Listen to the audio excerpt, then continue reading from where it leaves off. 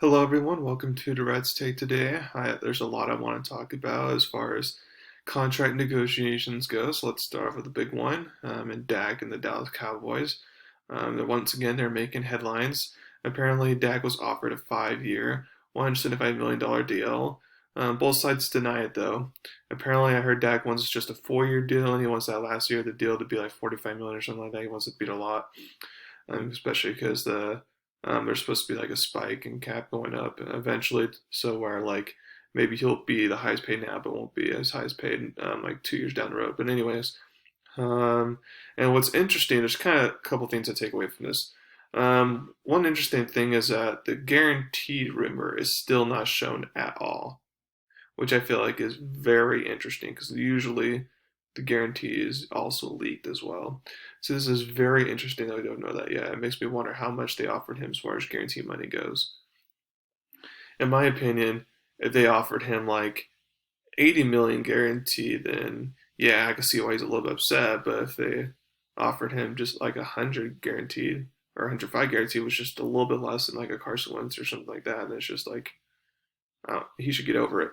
But if I'm the Cowboys here, there's qualities that you love about Dak. He has great leadership skills. That's probably his best thing. He went from being drafted in the fourth round to start as rookie to being a competent NFL starting quarterback. He represents the franchise well. He's a no-nonsense type of guy. So based off that criteria, yes, he deserves money. But now, if we look at the stats and records, that's where things are kind of up in the air. But he's definitely not ready to be the highest paid quarterback, in my opinion. That is for sure.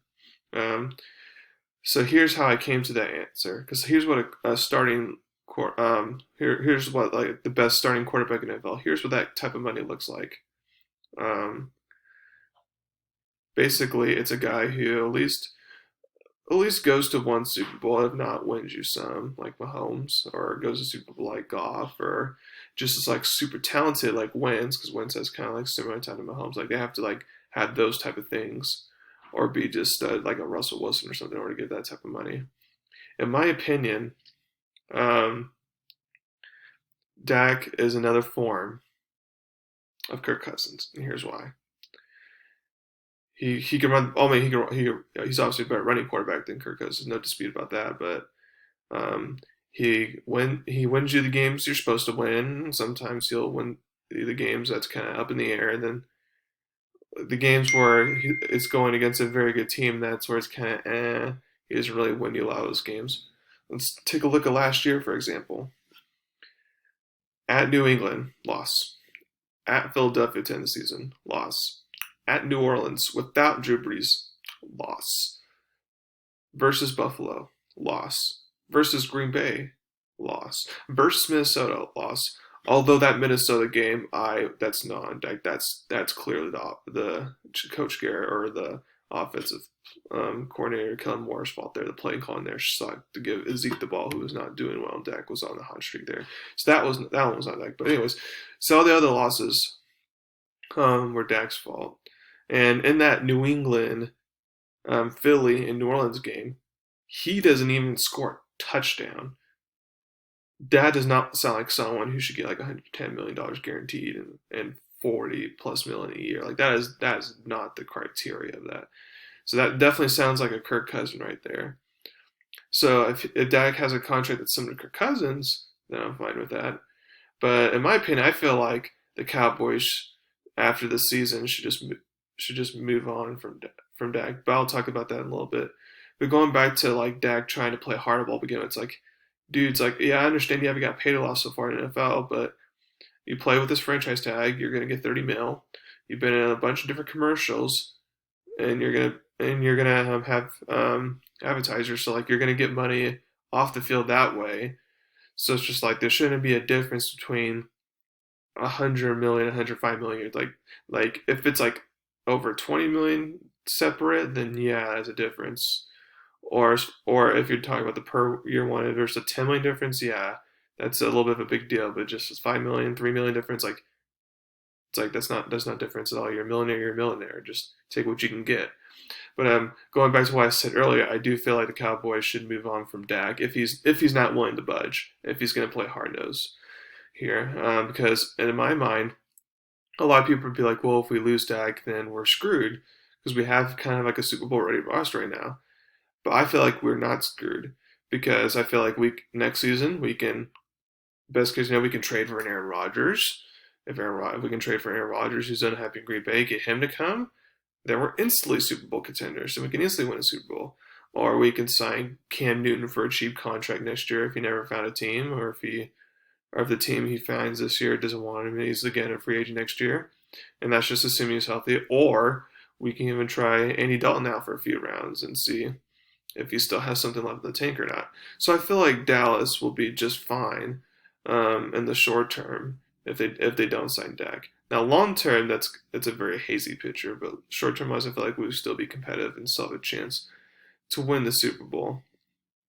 Um, like I said, if I'm Dak Prescott, I would pull a Tom Brady and just take a pay cut and make sure you have all the talents around you because that's what you need in order to win. Again, another reason why he's like Kirk Cousins. Kirk Cousins can't carry a franchise, but if you surround him with a lot of talent, then he can do some damage like Dak's done. So I hope Dak listens to my advice. And I hope the Cowboys listen to my advice. We'll see what happens in the near future. I will admit though I am kind of getting tired of um, well like of this contract negotiation things. I want this to end whether they decide to just not come up with anything he leaves after next year or they come up with a deal like just do something because I'm kind of tired of this. I'm kind of tired of this. Might be even though I'm a Cowboys fan, like I'm still kind of tired of this. But anyways, let's go on to another contract disagreement here. Let's go to the Jets and their defender safety Jamal Adams. So they're having contract impasses again. Um, it begs the question: do they decide to trade Jamal Adams? In my opinion, I feel like they shouldn't because he's such a great player, and since they don't have too many great players on the team, they need all the great ones they can get. And plus, even if you were to trade for him, let's say you get a first round pick for him, we don't know that first round pick is going to equivalent to the level of play that Jamal Adams brings. So again, so it's kind of risky there. So that's why I probably want to do it for the Jets. But obviously, if I'm Jamal Adams, I would want to trade.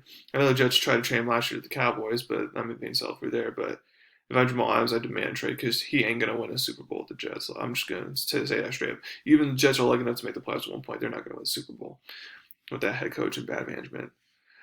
So knowing that, let's assume Jamal Adams is on the trading market here. I thought of 5 teams that Jamal Adams I feel like would be a pretty good or perfect fit for. Let's start off with the team that tried to trade for him last year and the Dallas Cowboys. Obviously, the Dallas secondary is very suspect this year because they lost Jeff Heath, they lost Byron Jones, their corner, like they lost a bunch of good players on the secondary, and they drafted some young pieces, but again they're young, so we're not sure if they're going to be replacements or not. So the Dallas Cowboys secondary might be really bad this year, but if they can trade for Jamal Adams, that clears a lot of their issues, and then they're kind of back to okay, now we feel much more better about our chances to go far in the playoffs or something like that.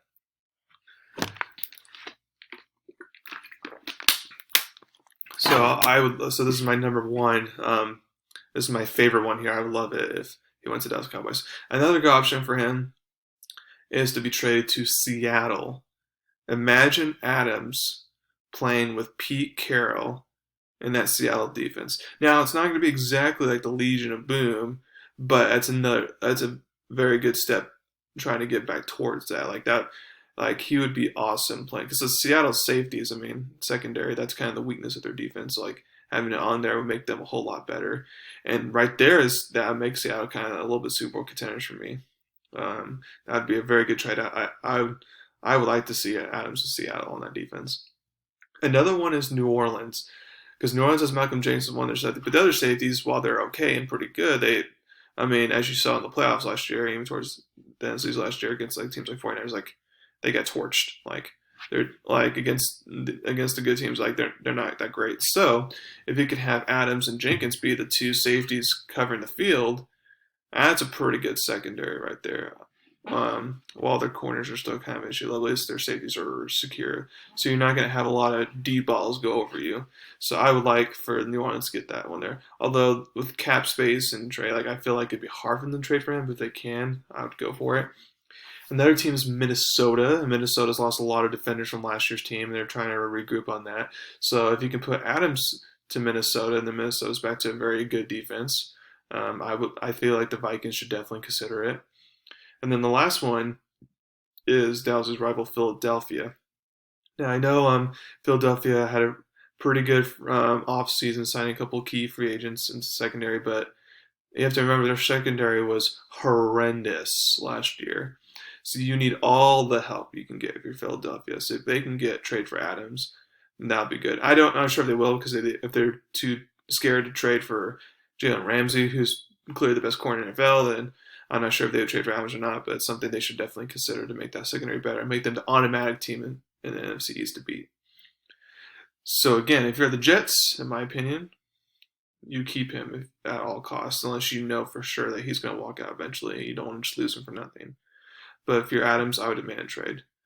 So that's it for today. Thank you very much for listening in. I'll talk some more football news tomorrow. There's some very interesting stuff I want to go over tomorrow regarding some college football news and stuff like that. So I'm looking forward to it. Thank you very much, and you guys have a wonderful day. Remember to leave comments on what you'd like for me to talk about. Thank you very much.